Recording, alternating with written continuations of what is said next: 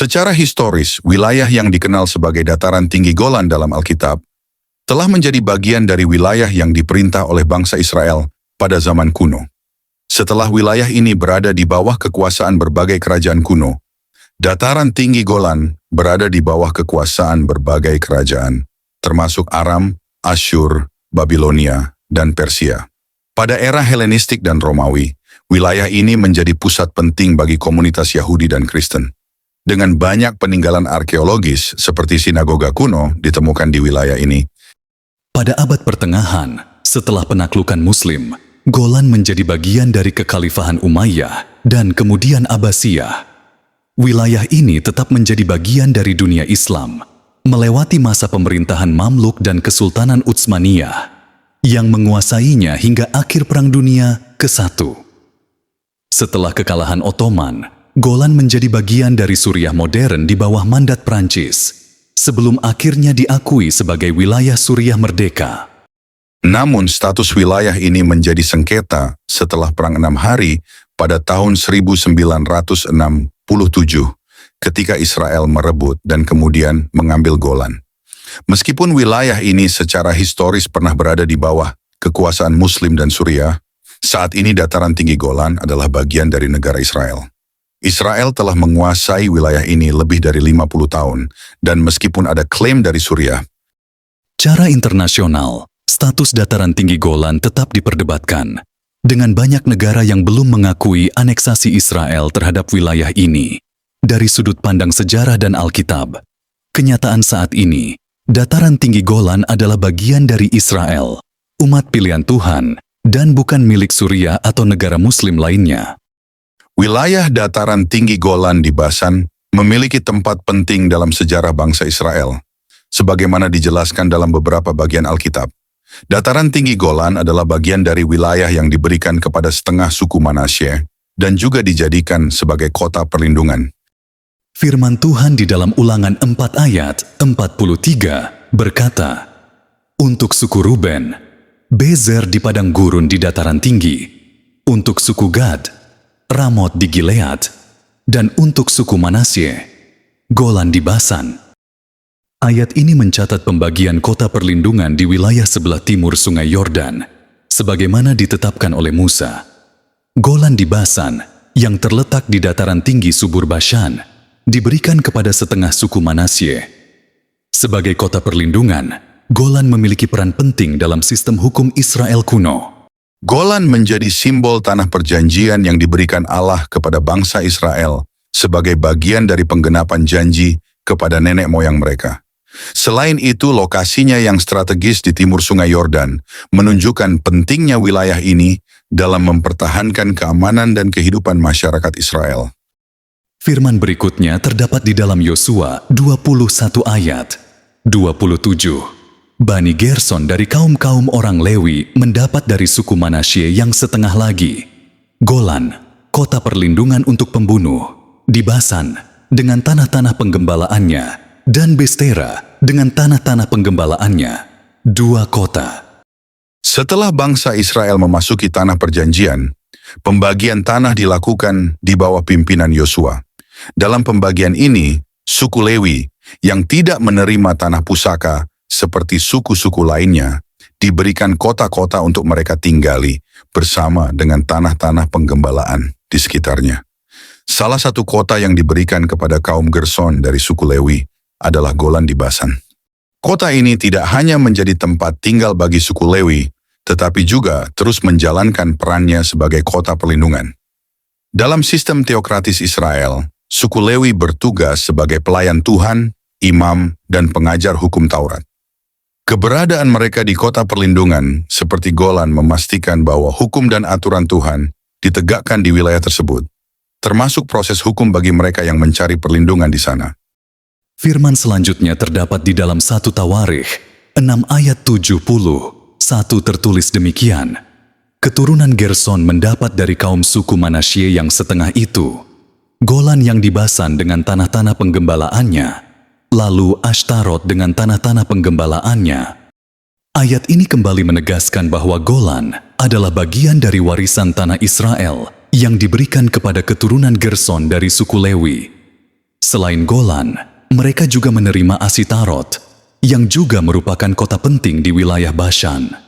Kedua kota ini tidak hanya berfungsi sebagai pusat kehidupan bagi kaum Lewi, tetapi juga menjadi simbol kedaulatan bangsa Israel atas wilayah yang telah diberikan Tuhan kepada mereka.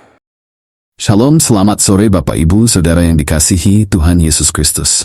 Selamat kita berjumpa kembali dalam renungan sore hari ini. Saya berdoa semoga saudara semua dalam keadaan baik, sehat, penuh sukacita, kuat dalam iman, dan selalu berlimpah berkat Tuhan. Sebelum kita mendengarkan renungan firman Tuhan, mari kita berdoa. Bapa, dalam nama Tuhan Yesus Kristus, Tuhan dan Allah kami yang hidup dan berkuasa, kami mengucap syukur untuk penyertaan dan pimpinan-Mu sepanjang hari ini. Kami mengakui bahwa hanya oleh kuasa dan pertolongan-Mu kami dapat melalui semua hal dengan baik. Kami bersyukur atas setiap kesempatan yang Engkau berikan kepada kami untuk menikmati hidup ini. Saat ini Tuhan, kami kembali datang kepadamu, siap untuk mendengarkan sabda firman-Mu. Kami mohon agar Engkau mengurapi kami, membuka hati dan pikiran kami, supaya kami dapat mengerti dan sungguh-sungguh mentaati apa yang menjadi kehendak-Mu. Bimbinglah kami ya Tuhan, agar firman-Mu menuntun kami dalam setiap langkah hidup kami. Dalam nama Tuhan Yesus Kristus kami berdoa. Haleluya. Amin.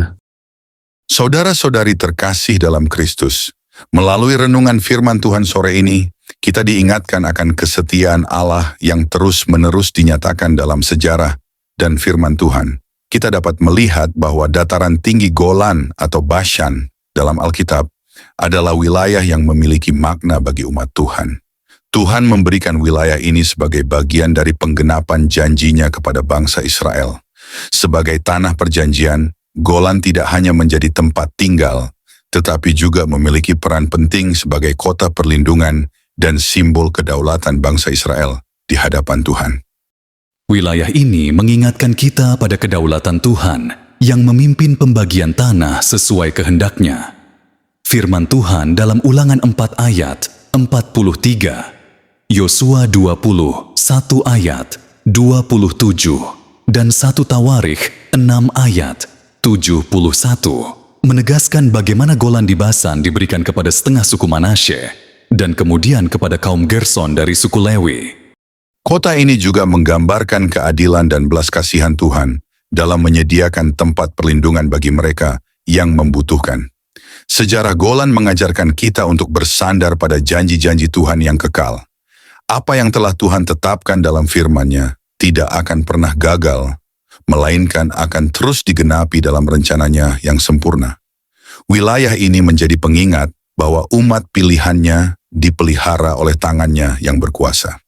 Sebagai penutup renungan ini, marilah kita bersyukur atas kesetiaan Tuhan dalam hidup kita. Sama seperti Dia setia kepada bangsa Israel dengan memberikan tanah perjanjian, Tuhan juga setia kepada kita dalam memenuhi setiap janjinya. Kesetiaannya tidak tergantung pada keadaan, melainkan berdasarkan kasih dan kebenarannya yang kekal. Mazmur 100 ayat 5 dengan indah menyatakan, sebab Tuhan itu baik, kasih setianya untuk selama-lamanya, dan kesetiaannya tetap turun-temurun. Golan di Basan menjadi bukti nyata bahwa Allah menepati janjinya kepada umat pilihannya.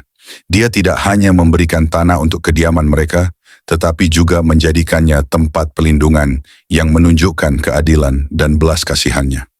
Hal ini mengingatkan kita bahwa Allah adalah benteng dan perlindungan yang kokoh bagi setiap orang yang mencarinya.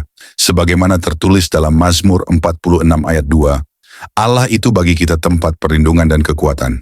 Sebagai penolong dalam kesesakan sangat terbukti. Janji-janji Allah tidak pernah gagal. Dalam kehidupan kita, Dia adalah Tuhan yang setia dan selalu menyertai kita, sama seperti Dia menyertai Israel sejak zaman kuno hingga hari ini. Ibrani 10 ayat 23 mengingatkan kita, marilah kita teguh berpegang pada pengakuan tentang pengharapan kita, sebab Ia yang menjanjikannya setia. Mari kita terus hidup seturut kehendak-Nya, percaya pada janji-janjinya yang tidak pernah gagal, dan bersandar penuh pada kasih setia-Nya yang kekal. Tuhan memberkati kita semua. Sebelum kita mengakhiri renungan firman Tuhan hari ini, mari kita berdoa. Bapa kami yang di surga, Allah yang Maha Kuasa dan penuh kasih, kami mengucap syukur karena Engkau telah memberikan kami kesempatan untuk merenungkan firman-Mu pada hari ini. Kami bersyukur atas kebenaran yang telah Engkau tanamkan dalam hati kami, yang menjadi sumber penghiburan, kekuatan, dan pengharapan dalam menjalani hidup ini. Tuhan, terima kasih karena melalui firman-Mu, Engkau mengingatkan kami untuk bersyukur dalam segala keadaan, baik dalam perkara besar maupun kecil. Ajarlah kami untuk selalu setia dan menghargai setiap berkat yang Engkau berikan, meskipun seringkali tampak sederhana. Tolong kami agar tidak hanya menjadi pendengar firman-Mu, tetapi juga pelaku firman yang hidup dalam ketaatan dan kasih kepadamu. Kami menyerahkan seluruh hidup kami ke dalam tangan-Mu ya Tuhan. Engkau tahu setiap pergumulan yang kami hadapi, setiap harapan yang kami simpan dalam hati, dan setiap kelemahan yang kami miliki. Kami percaya bahwa Engkau adalah Allah yang setia, yang tidak pernah meninggalkan kami. Kami mohon agar Engkau memimpin kami dengan hikmat-Mu, menguatkan kami dalam iman, dan mengajarkan kami untuk selalu bersandar padamu, apapun keadaan yang kami alami. Ya Tuhan, kami juga berdoa untuk saudara-saudara kami yang saat ini mendengarkan renungan ini. Kiranya Engkau memberkati setiap hati yang telah terbuka untuk firman-Mu. Bagi mereka yang sedang lemah, berikanlah kekuatan. Bagi yang sedang berduka, hiburlah mereka dengan kasih-Mu. Bagi yang sedang bersuka cita, ajarlah mereka untuk selalu mengucap syukur kepadamu. Kami berdoa untuk hari-hari ke depan ya Tuhan. Kiranya Engkau senantiasa menyertai kami dalam segala aktivitas dan keputusan yang kami ambil. Biarlah hidup kami menjadi kesaksian yang memuliakan nama-Mu dan menjadi berkat bagi sesama kami. Jadikanlah kami pribadi yang setia dan bersyukur dalam perkara kecil, agar kami layak menerima perkara besar yang Engkau percayakan di masa depan. Saat kami mengakhiri renungan ini, kami memohon perlindungan-Mu atas hidup kami. Jauhkan kami dari segala mara bahaya, lindungilah kami dari dosa, dan tuntunlah kami untuk selalu berjalan dalam terang kasih-Mu. Kami percaya bahwa Engkau adalah Allah yang berkuasa, yang memegang kendali atas setiap langkah hidup kami. Terima kasih ya Bapa atas kasih-Mu yang tidak pernah habis, atas anugerah-Mu yang selalu baru setiap hari, dan atas pengharapan yang Engkau berikan kepada kami. Kami mengakhiri doa ini dengan penuh keyakinan bahwa Engkau telah mendengar dan menjawab setiap permohonan kami sesuai dengan kehendak-Mu yang sempurna. Dalam nama Tuhan Yesus Kristus, kami berdoa. Amin.